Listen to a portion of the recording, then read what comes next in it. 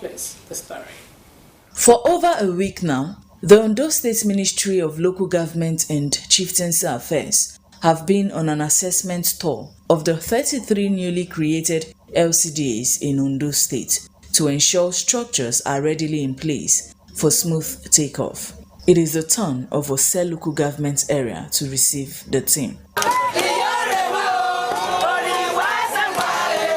The Commissioner for Chieftaincy Affairs, Amidu Takuro, were joyfully received at Imoru, headquarters of Oredegbe LCDA, where he stressed that creation of LCDAs is to ensure people at the grassroots enjoy dividends of democracy. Vision, Mr. Governor, to create this local government is for development, is for progress. Like Barolo, develop, yes, progress. Therefore, Mr. Governor, I want to thank you and the people of your community and the entire Oredegbe community for this complementary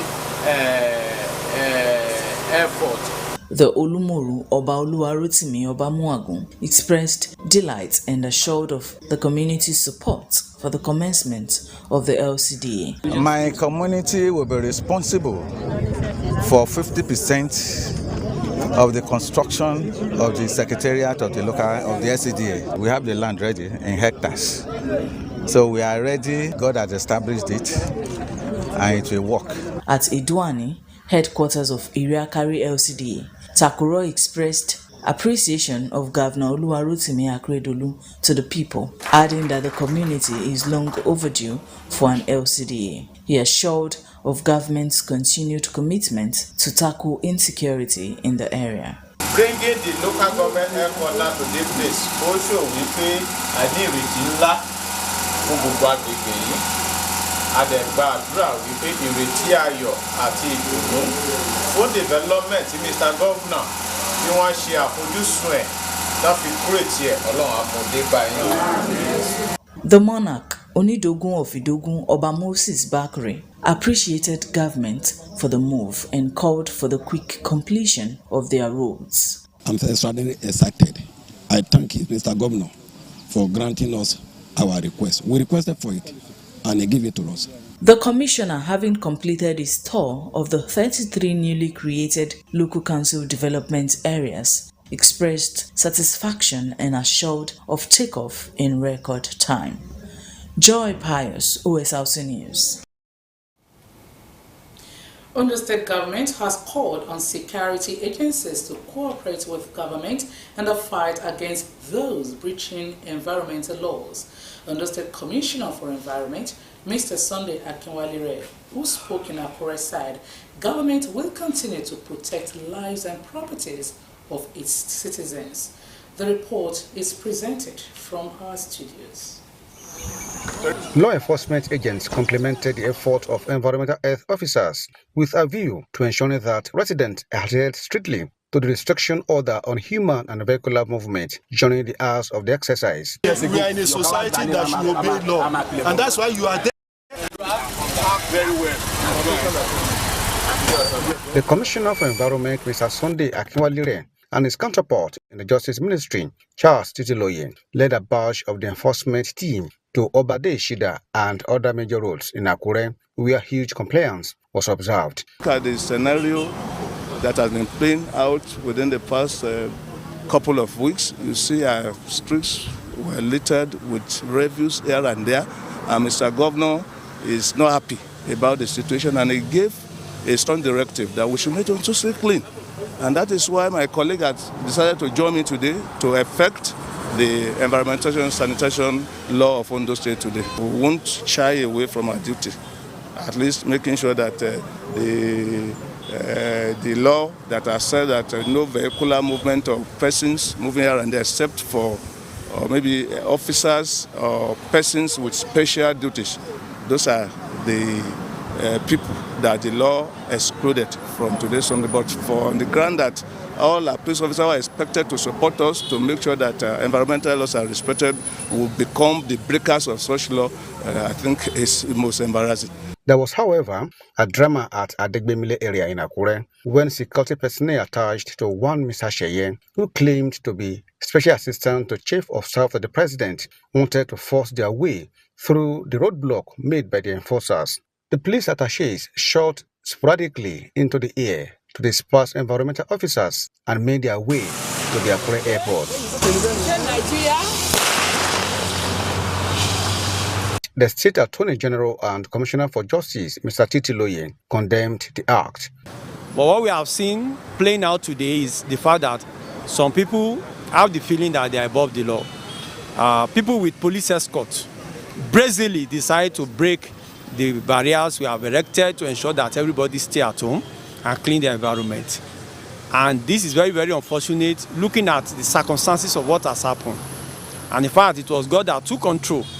Otherwise, with the officer that cocked his gun, that shot into the air, we could have had an issue of accidental discharge. And who knows who could have been caught by what has happened. But we thank God, God took control. But we are using this medium to call on the police authority. The two police officers who are involved in this matter must be fished out. Police officers have a duty to enforce the law. But where police officers go to barricades erected to stop movement during environmental sanitation, break it and shoot into the air, they have acted in a manner that compromises the security of the state, and they need to be brought to justice. And so we are calling on the police authority. Two of the vehicles involved have been impounded by the Commissioner of Police, and we are calling for prompt investigation. Meanwhile, the police authority has promised to investigate the matter. Individuals arrested for violating environmental sanitation laws were later arraigned before an Akure Magistrate Court for appropriate sanctions. Members of staff of Ondo State House of Assembly, under the umbrella of Parliamentary Staff Association of Nigeria (PASAN), have embarked on an indefinite strike over the non-implementation of legislative financial autonomy. The move is sequel to failure of the executive arm of government to address the demands after 21 days ultimatum. House of Assembly correspondent Omoshidola Adesoye Ajayi now reports. The entrance of Ondo State House of Assembly is under lock and key as a result of the nationwide strike of Parliamentary Staff Association of Nigeria (PASAN) over failure to implement legislative financial autonomy by concerned authorities. Solidarity forever.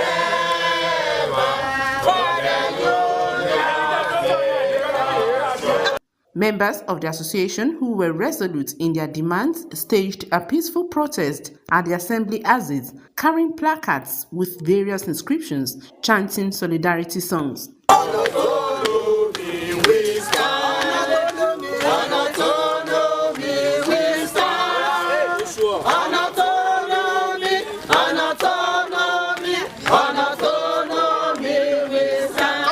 Chairman of PASAN in Ondo State, Mrs. Omolola Olufemi, said the move is in compliance with national directive following the failure of government to address the demand for financial autonomy and welfare package for legislative staff. Mrs. Olufemi, who noted that financial autonomy is crucial to the growth of the legislature, said the association had given government enough time to implement the financial autonomy following the suspension of the strike 2 years ago. We did not hear from them, so that is why we resume back to the suspended strike. So our agitation now and everything we are doing doing it for the hearing of Mr. Governor of Ondo State, as well as the president of this nation. Also, the PASAN National Heirs official, Mr. Olumide Takpere, said that parliaments should assert their role as a separate arm of government and be independent of the executive in the way they organize themselves. Let them have their own financial autonomy. In fact, that is what the Constitution stipulates. The Constitution stipulates three arms of government, and they all should, enjoy the benefits, as it were. So if the executive so desired to let the legislature to be on their own, well, I think that is when we begin to enjoy the real dividend of democracy. Muhammadu Buhari had in May 2020 signed an executive order granting financial autonomy to the legislature across the 36 states of the country. Omoshidola Adesoye Ajayi, Osrc News.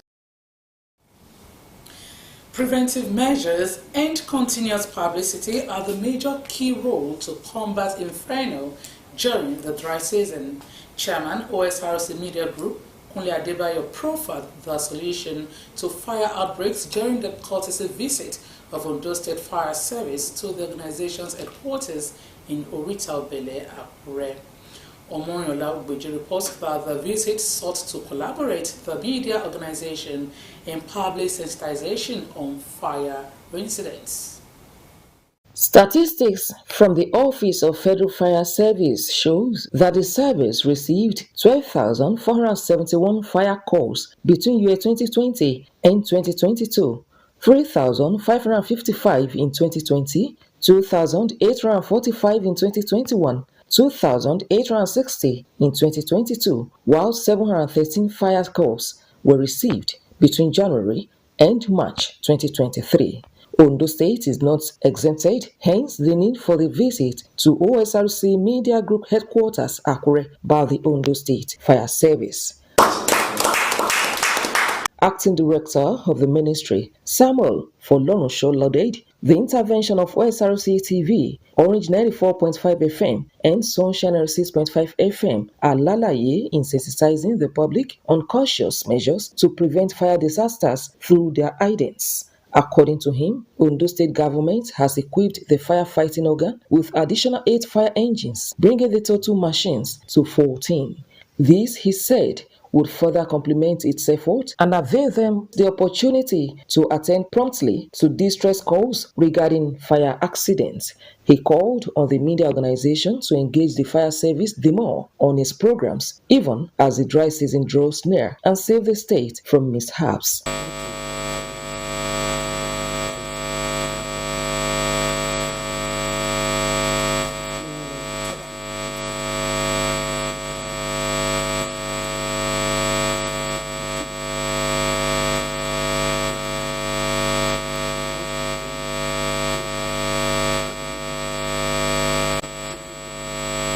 Media station at this crucial time, saying it is the major avenue to reach out to a large number of people, while appreciating its prompt response to the fire incident. What comes to your mind if a trusted person offers you an opportunity to work with an overseas gold company with a juicy pay of around $200 per week with little or no stress? Well, this is among the several tactics used to lure unsuspecting young Nigerians to Burkina Faso, a West African country, and many other nations. While you may think it is great, man's innate quest for a better life sometimes overshadows the hidden dangers that lie ahead of victims. In this special investigation, OSRC Zaid Arabisala tracks Ondo State victims of human trafficking to Burkina Faso, their experience, and uncover tactics. His report.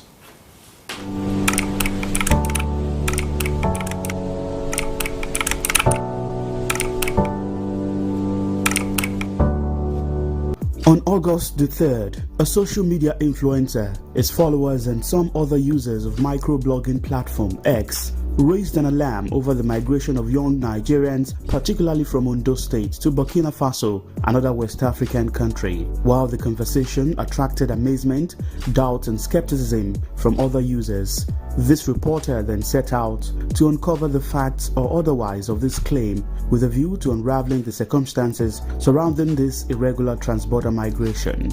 Findings from scraping through social media posts and comments revealed that what appears to be a silent human trafficking scheme is happening, with some users claiming a near experience. Why is this happening?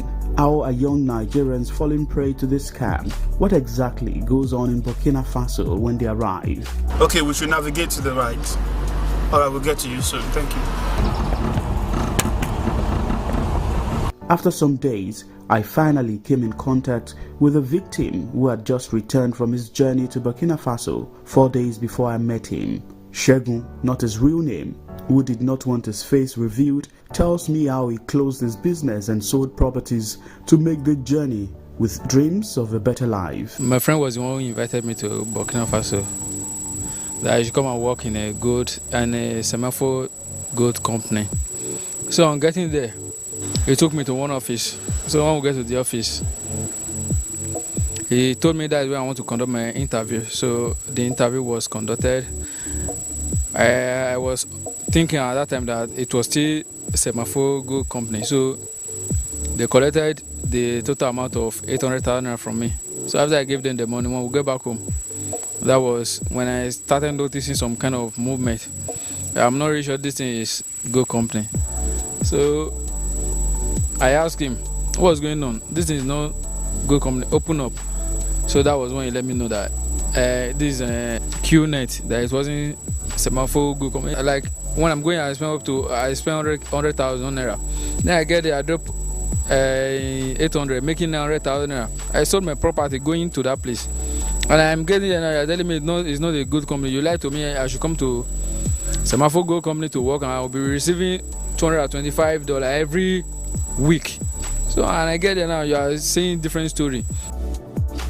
While Shegun spent over 2 months before his escape, another victim, who also did not want his true identity revealed, Daniel, recounts his journey from Akure to Lagos, from where he was transported by road to Bobo de la Sour, a town in Burkina Faso. I think it started around June.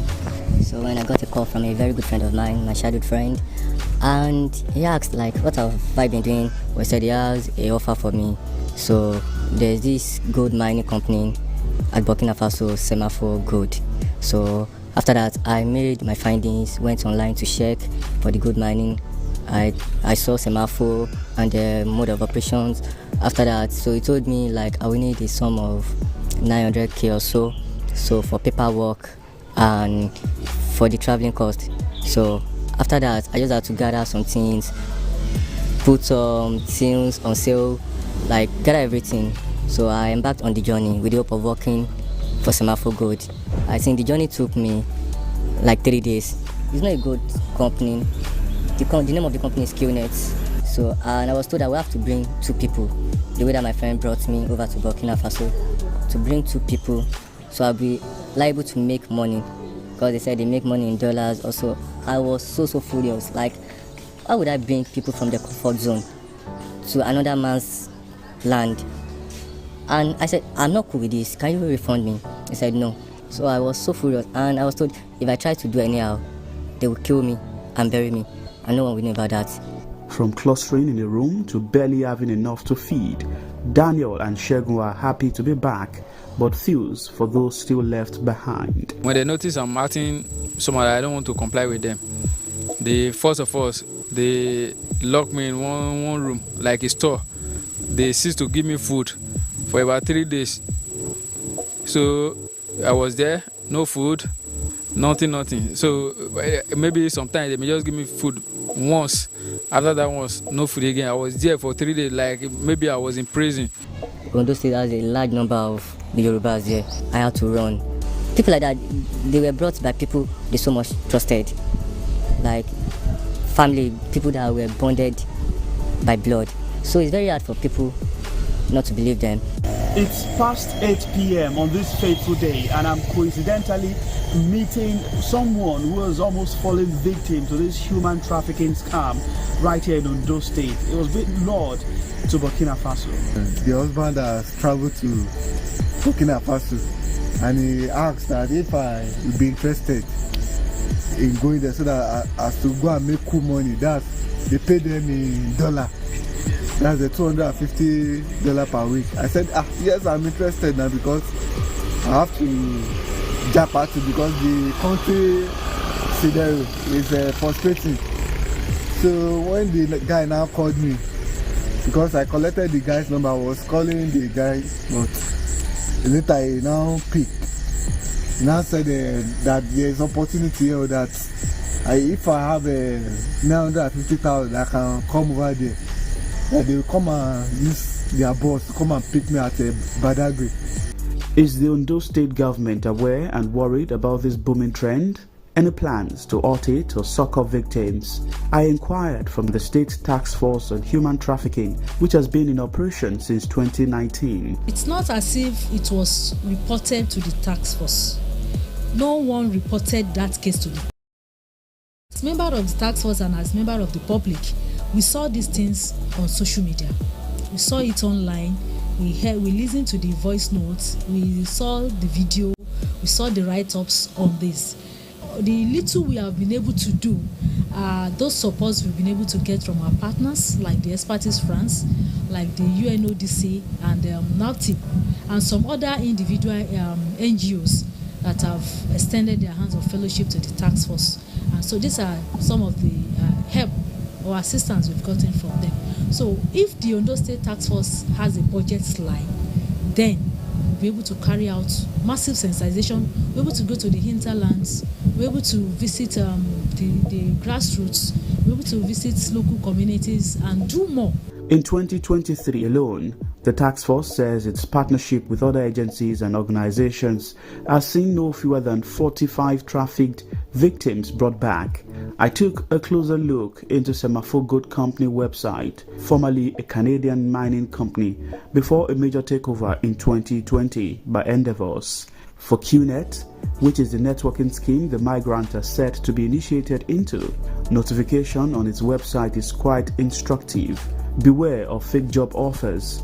Learn about QNet. During this investigation, I discovered an ex-account user whose online engagement tactics is to inform unsuspecting individuals of job offers with a possible migration on the card. Though his online location says he is currently in Dubai, United Arab Emirates, one of my sources confirmed that indeed he is one of those in Libya with the syndicate. But how long will these victims continue to stay in Burkina Faso? How many more will be imprisoned before help, if any, finally arrives? Sahir Arabisala, Osrc News.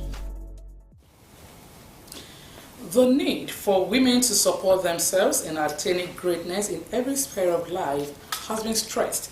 Women of different groups in society, including the Foundation for Wives of Ondo State officials and female political appointees, for also an initiative of the wife of Ondo State Governor, Mrs. Betty Anyanwu-Akeredolu, made a call during the 20 years anniversary of National Association of Women Opinion Leaders in Akure, the Ondo State capital. Government House correspondent Omoriola Ubeji has more. National Association of Women Opinion Leaders is a 20-year-old formidable gender advocate in Nigeria, now existing in 20 states, including Federal Capital Territory, Abuja, and 8 other countries. So sing a song for women everywhere. Addressing the gathering, Commissioner for Women Affairs and Social Development, Adebumi Oshadahun, who described NAWOL as a voluntary group of women of integrity and honor, irrespective of age, class, and political affiliation, integrates support to the rights of women. While commending Mrs. Anyanwu-Akeredolu for her unrelenting efforts in fighting the rights of women in society, Mrs. Oshadahun frowned at some women's attitude towards one another and recommended oneness in achieving the vision of taking position that matters in society for transparent and working society. Women are not cooperative enough with ourselves. Reasonable percentage of us are still illiterate politically. When we have, some don't even own radios. Even when we own the radios, we don't listen to the news. And when we have the television set bought in the house by our husband, we watch dramas. Chairman of the event and President Akoko Chambers of Commerce, Dr. Fumilola Williams Daudu, described women as preservers, multipliers, and embodiment of beauty. The role of women cannot be, nobody can brush this aside. Time yeti koja, but our funarawa, we need to believe in ourselves that I can do this. Other dignitaries at the event harped on courage in approaching top positions in society, which they say would go a long way in boosting the morals of women. I want to remind women that as we proceed in all we do, please don't forget your health. Don't forget your health, because they say health is wealth. When you go on political trip, when they want to talk, strive and try and talk. Speak the language you understand. It's not necessary. It does not necessarily mean you have to speak in English. but we cannot all fly, but we must all be moving. If you cannot fly, please walk. If you cannot walk, please crawl. As women, if you have the passion to lead in whatsoever capacity, you must not be afraid. Don't feel intimidated.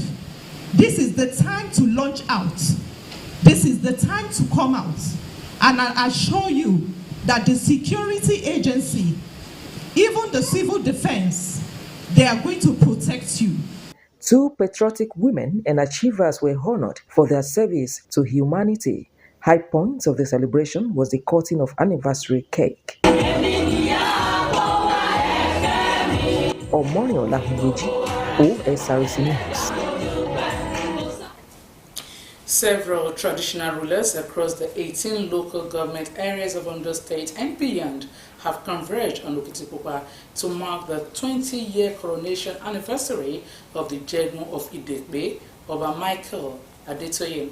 The week-long program included inaugural lectures climaxing with a Thanksgiving service.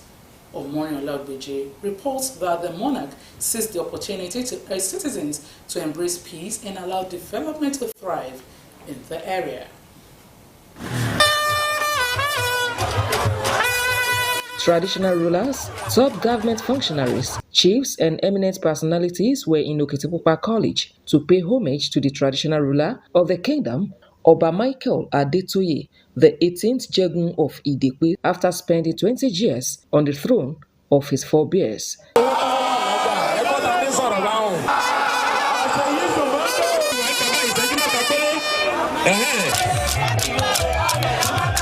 It was a moment of reunion and celebration for sons and daughters of Okitipupa who danced to the traditional tunes of the popular Biriku legend, Omotola Emaye, and others. Citizens, including Lisa of the kingdom, High Chief Adegbola Adekomi, lauded the monarch, saying his reign has ensured peace and harmony and has well brought development to the land. We want him to be there for another 50, 100 years.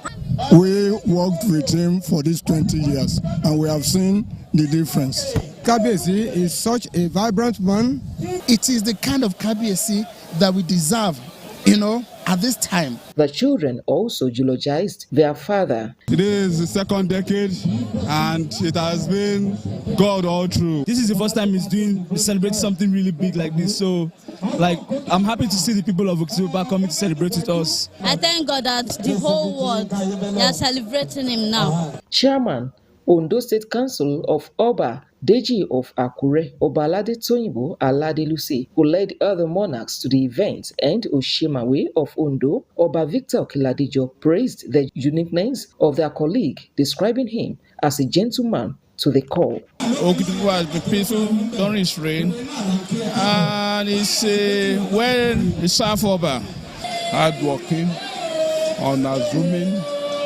and that is always thinking of the progress of his community. Ondo State Governor Oluwarotimi Akeredolu, represented by the Secretary to Ondo State Government, who is also Yeye Oba of the Jegun, Princess Oladunni Odu, said, despite all odds, the king has brought development to the kingdom, hence the need for collective efforts to move Idekwe Okitipupa forward. He's gone through a lot. There has been a lot of issues. He's gone through a lot of challenges. But Almighty God has kept him afloat, and that's why you see him. He's brought a lot of good things to Ikale land. Oba Michael Adetoye, the 18th Jegun of Idekwe, thanked God for his enabling grace. He sought collective efforts of his subjects to achieve more development projects that are calling for attention. When I unveiled the idea of a central palace to my people, they joyfully embraced it. I am therefore counting on your unwavering commitment, support, and total loyalty towards realizing this big dream. The one-week celebration climaxed with Thanksgiving service. Omori Olahunweji, Osrc News. That report puts a wrap on Sunshine Reports. Many thanks for watching. Good afternoon.